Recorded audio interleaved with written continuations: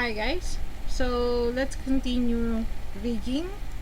I think this will be the last part for rigging in terms of inverse kinematic. In the next video, we're going to discuss forward kinematics a bit. Okay. For this video, we're going to talk about how are you going to make controllers to your skeletal setup. So what we did is we create the mesh, create the bone, and then you rename the bone, and then you skin bind it, do some test animation, and then to check out what are the parts of your character's body that are having problem in terms of how the joint affects, okay, the mesh. So there are times that whenever you rotate the left foot, the other foot also follows, or some parts of the other foot or the leg are goes with the right, the other side of the legs. Okay, so I created here two types of controllers, a circle and a cube. Now, the reason why I created two types, oh, by the way, if you don't know how to create a cube or non-renderable object or controller, you can watch the previous video on how to create non-renderable controller. I advise to watch the second video because the first one was cut accidentally. Okay, so circle, usually I use this for translation, or if you're attempting to constrain aim, or point. Okay, the reason for this is because circle is visible in terms of scaling and translating. Okay, however, in rotation, especially on x-axis, okay, on y-axis, the problem is it doesn't it's not as visible as when you rotate the cube. So when you rotate the cube, you can immediately see what's happening on your cube, of if you're rotating it too much or not, or are there any or some kind of movement. Unlike with the circle, when you rotate on y, you cannot see the action or the movement. So let me put it on 0, 0 rotation, and then put this on 0, 0 rotation. Since we're going to use this as a controller, make sure that the translate, rotate, and scale are on the default. So circle, and then modify freeze transformation to make this 0, 0 and 1 in terms of transformation. And let me check this also. So it's in default or freeze transform. Now I'll start it with the root. Okay, for the root, since we can rotate and translate the root, then we can choose this cube. What I do is I sometimes duplicate this and then deform it like rectangular box. Okay, I also duplicate this, okay, to scale on the top side and make it a pyramid looking controller. Okay, in production, as much as possible, we define what type of controller or controller shapes are we using to for the animator to recognize the functionality of the controller. Like, let's say if I see any pyramid like or looking controller, it means I can automatically say that this is a controller for fall vector on legs or arms. Okay, if I'm seeing a huge box, rectangular box, it means it's a controller for the hip, waist, and chest part. Okay, for the square box, this one we usually use for rotational functionality, either for wrist, for knees, and so on. Now, for the circle, we use this for translation. Okay, what are the objects that has translation? A lot of the parts for our character has translation. So let's use this one by one. Now let me duplicate this and move this on my character legs. Okay, I want this circle to be the main controller, that whenever I translate this circle, it automatically translate the character root. However, if we're going to use a constraint point, this circle will has to be on this place, on this joint. Okay, the root joint. Okay, but I don't want this circle to be on that area. I want it to stay on the bottom area of the character. So instead of using constraint point, what I'm going to use is a constraint parent. So let me select the circle, which is the controller, shift select on the root, and then constraint parent.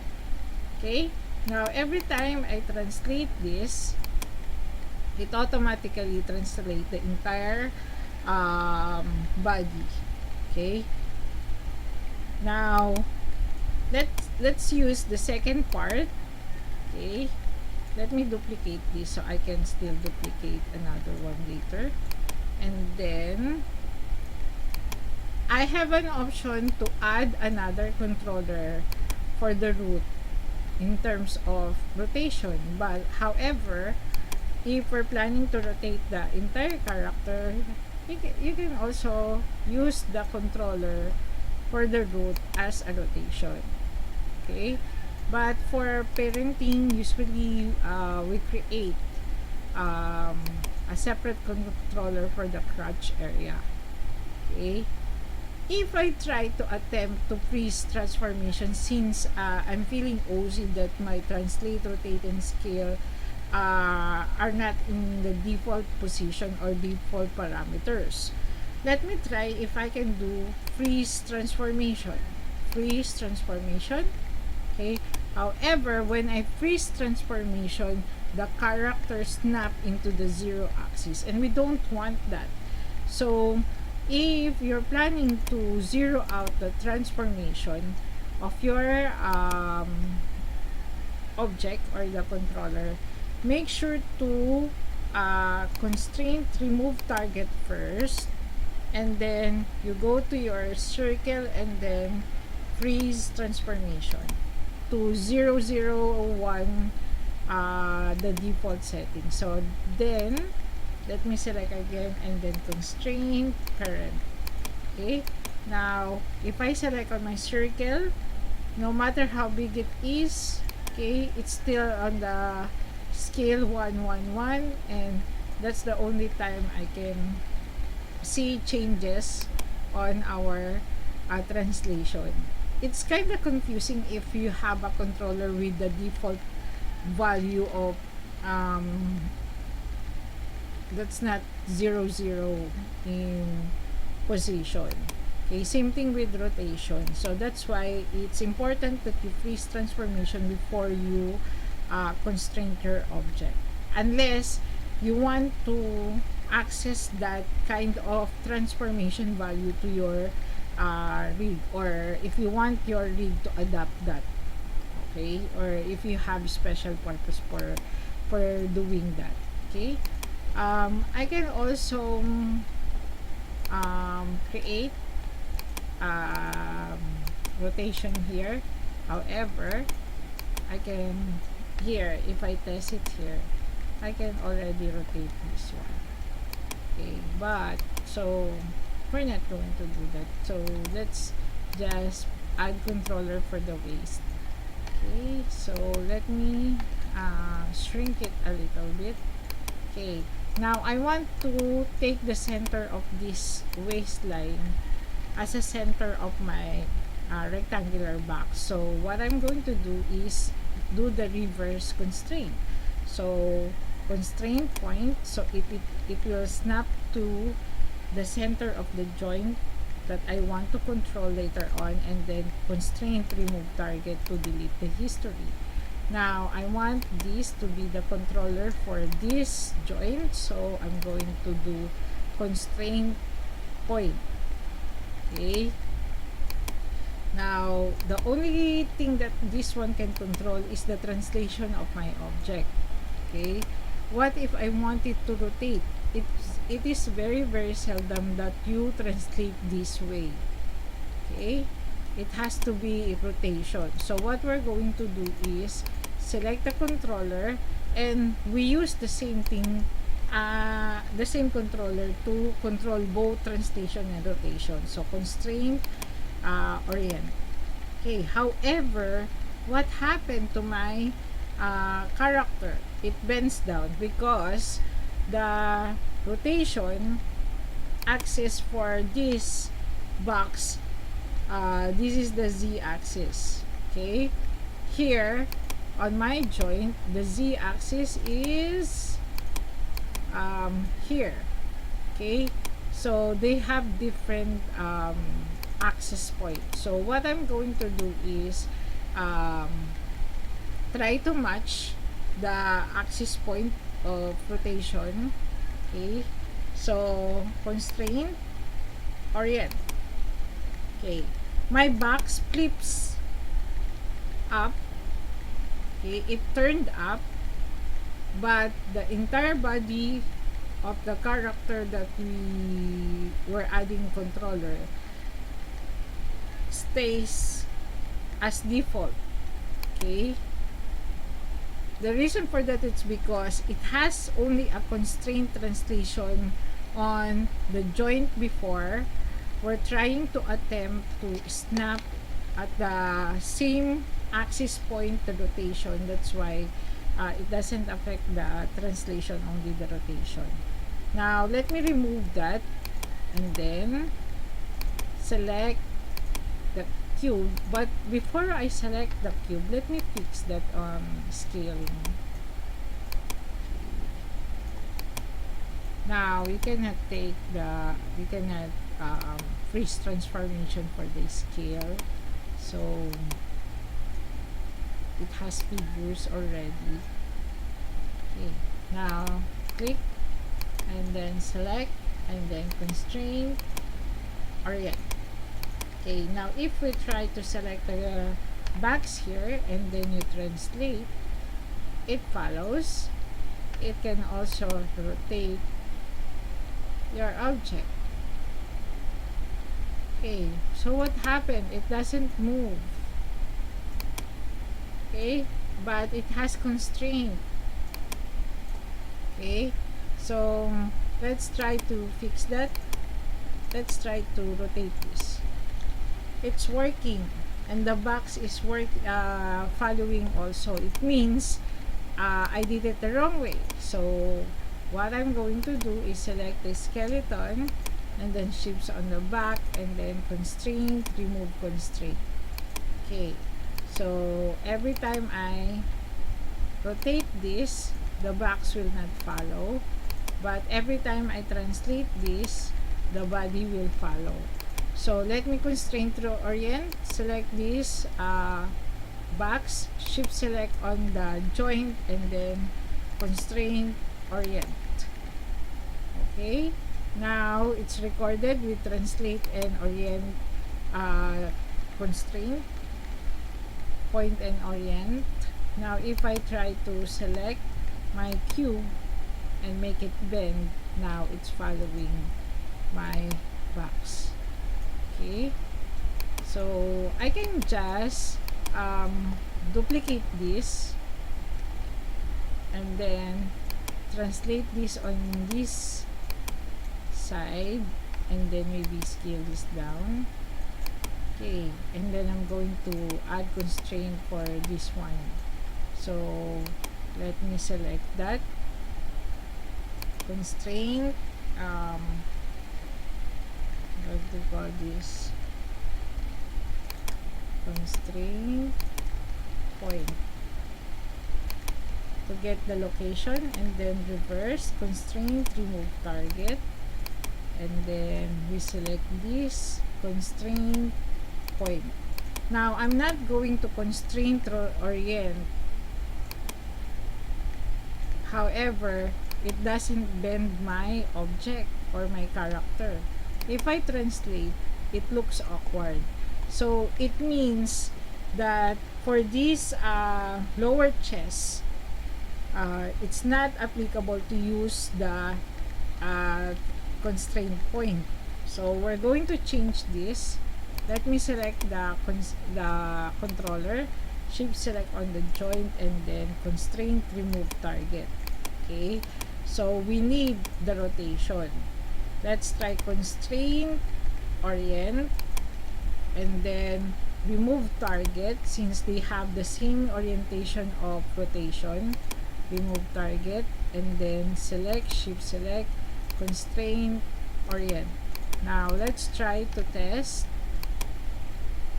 Okay, now if you don't want your animator to get confused on what action or the limitation for this controller, since the only functionality of this cube is to rotate, then I can just lock this.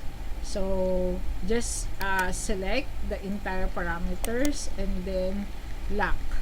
You can also hide selected if you want.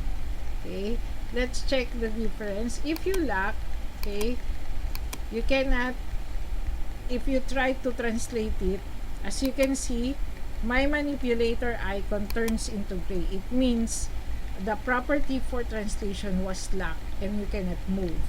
Okay, let's try scale. Since I didn't lock the scale transformation, so it's active still.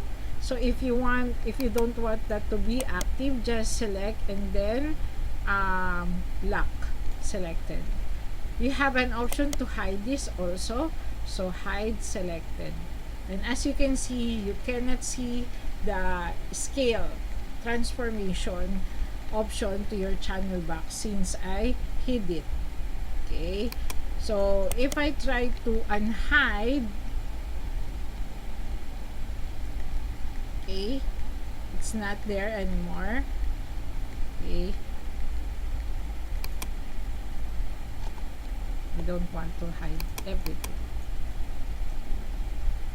Just make sure that whenever you're hiding properties, make sure that you're not going to use it because it will be difficult to put it back. Control D, and then we're going to use this as a controller.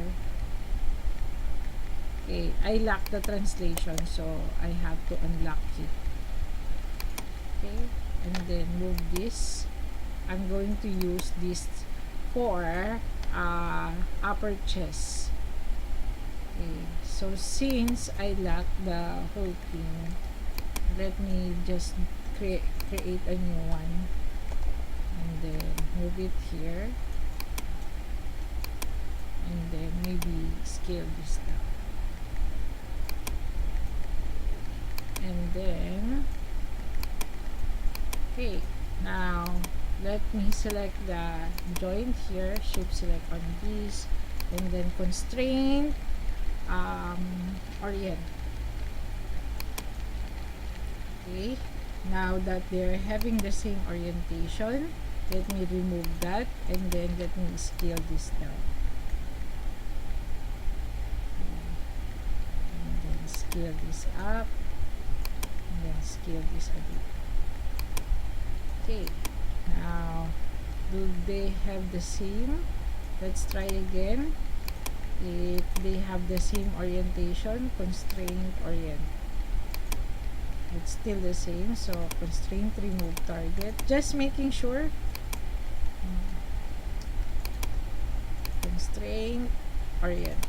Now if I try to select this and move, the upper chest is moving also. we're not going to create a controller for the shoulder because our shoulder is not moving in real life. But if you want to make it stylized, or you want to make your character move their shoulder, then it's up to you. By the way, you have an option to use a rectangular box or just use the rotational. But however, if you use a rotational and then rotational circle, and then you're going to rotate the object, then again, our problem when we rotate in translate, we wouldn't be able to see how much rotation does your object made if you created a circle controller for rotation. Okay, now let me duplicate this, and then I'm going to create a controller for the neck. Okay, take note that the chest or upper chest has different controller for rotation against the controller with the neck. So our purpose here is whenever I rotate this, okay, the head will rotate also. It's not translation but rather rotation. So I'm just checking which joint am I going to use as controller for the rotation. So constraint point, and then constraint orient, okay, and then remove target. I'm just trying to make sure that the orientation of the box and the placement of the box itself is at the very center of the joint. So now that they're clear, since we remove target, let's constraint orient. So every time I rotate this, the head will rotate. Okay. Now, for the ankle, let's duplicate this.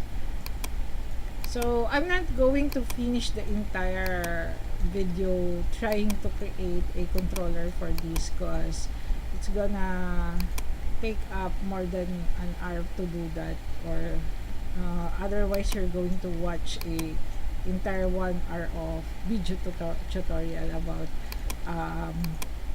creating controllers for each joint.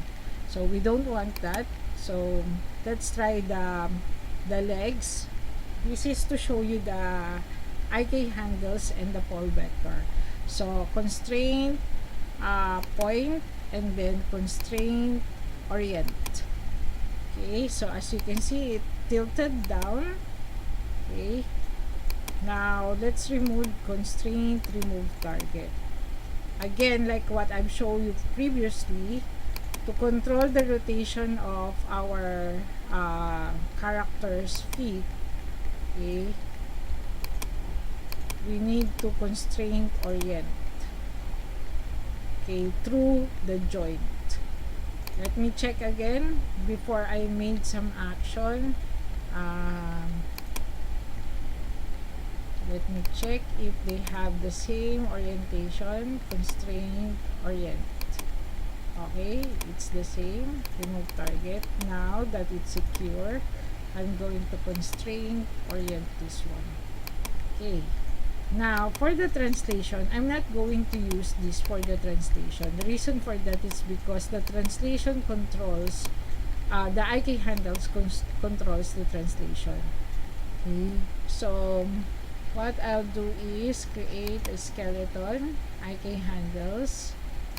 So, the IK handles is somewhere here to here. So, every time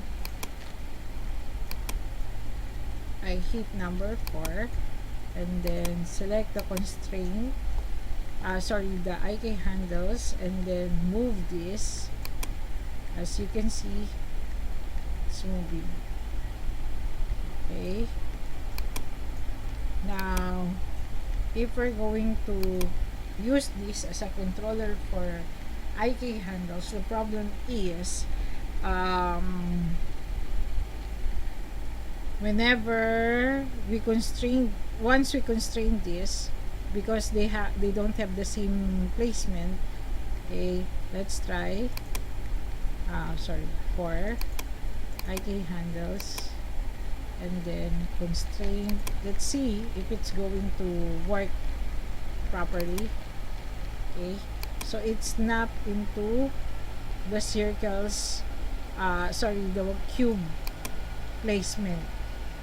It has a little movement. Okay, but if you don't want that, you can add another controller, or maybe you can optimize your skeleton and remove the in-between joint. Okay, so let me try this if it's going to work. If I try to rotate this, okay, the foot is rotating. Okay, now if I try to move this, the legs is moving. Okay, now if you want to fix, oops, okay, if you want to fix, okay, if you want to fix the action or the movement of your legs, okay, if you want to control the movement of the knees or the legs, you might need to add a pole vector. Okay, so let's try to create a pole vector icon. So it has to be somewhere facing the knee. Okay, so whatever the direction of the knee bend. Okay, let's try. So you constrain it using the IK handles. Okay, and then click on the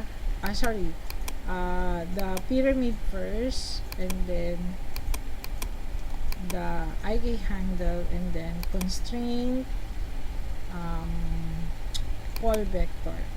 As you can see, it created a line. So whenever I translate, let's say translate this, so what happened to my translation? It removes the translation of my legs. Okay, for, let's try again.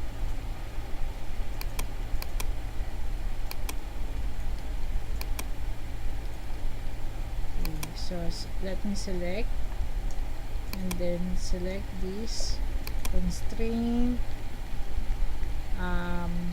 point. Maybe because I undo too much a while ago, so I didn't notice that I lost the constraint already. So every time I move my feet or my foot controller, okay, I can choose to move the direction of the knees on whatever angle using the pole vector. Okay, now you can also add controller to your toe or the tip of the toe, so every time that it walks, it gives you foot or toe bend to your character. Alright, so I guess that's it for now. You have to do the elbow and make sure that it has pole vector. Okay, again, the pole vector controller should be placed facing the direction of the bend of the elbow or the knees. Okay, so according to my activity instruction, you have to have at least constraint, point, orient, and parenting to your object. And I think with IK, I asked also a pole vector. So I think that's it for now for the rig and controller. Okay. Watch out the next video for the FK.